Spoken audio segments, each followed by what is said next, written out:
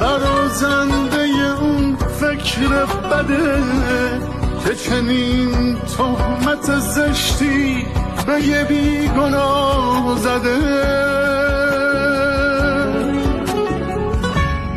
اونا هم شبیه ما یه حقی دارن به خدا، حقشون از این جهان برابر با آدم ها. اونا هم شبیه ما یه حقی دارن به خدا، حقشون از این جهان برابر با آدم ها.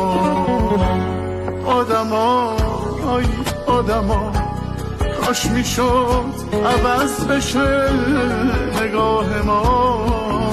آدم ها، آی آدم ها، کاشکی فردا بشه بهتر واسه بچه های ما.